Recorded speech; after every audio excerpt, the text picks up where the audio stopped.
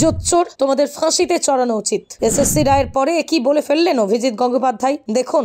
জোচ্চোর, তোমাদের ফাঁসিতে চড়ানো উচিত।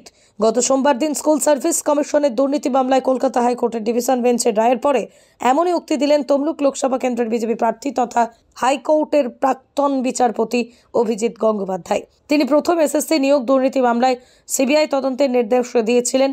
2021 সালের নভেম্বরে সেই নির্দেশের পর অনেক আইনি লড়াই চলেছে। শেষ পর্যন্ত এখন 2016 সালের পুরো নিয়োগ প্রক্রিয়া বাতিল করে দেওয়ার নির্দেশ দিয়েছে হাইকোর্টের বিচারপতি দেবাংশু বসাক এবং বিচারপতি মোহাম্মদ সাব্বার রশিদের ডিভিশন বেঞ্চ। অর্থাৎ বাতিল হয়ে গিয়েছে 25,753 জনের চাকরি। শুধুমাত্র একজনের চাকরি থাকছে। মানবিক কারণে ক্যান্সার আক্রান্ত সোমা দাসের চাকরি বাতিল করেনি হাইকোর্ট ডিভিশন বেঞ্চ। সেই রায়ের পরই যারা টাকা দিয়ে চাকরি পেয়েছিলেন তাদের উদ্দেশ্যে অভিজিৎ বলেন, জোচ্চোর, তোমাদের ফাঁসিতে চড়ানো উচিত। আবার উচ্চারণ করছি, জোচ্চোর, তোমাদের ফাঁসিতে চড়ানো উচিত।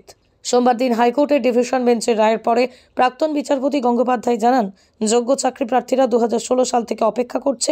8 বছর হয়ে গিয়েছে। তারা যাতে দ্রুত চাকরি পান সেজন্য প্রার্থনা করবেন।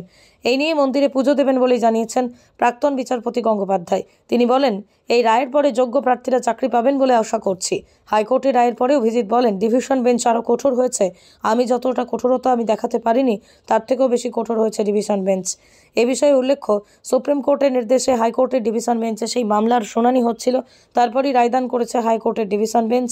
বিষয়টি নিয়ে শিক্ষা অনুরাগী ঐক্যমঞ্চের সাধারণ সম্পাদক কিঙ্কর অধিকারী বলেন, এসএসসির দুর্নীতির বিরুদ্ধে রায়ের মধ্যে দিয়ে যেন কোনোভাবেই যোগ্য ব্যক্তিরা শাস্তি না পান তা নিশ্চিত করতে হবে। যোগ্য বঞ্চিতরা দ্রুত নিয়োগ পাক।